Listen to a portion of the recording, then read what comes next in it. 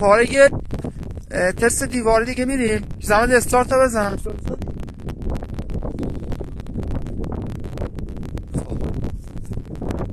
زمانی که شما استارت رو میزنی اون صفحه خوبه، کافیه. استو بزن. آره استو بزن.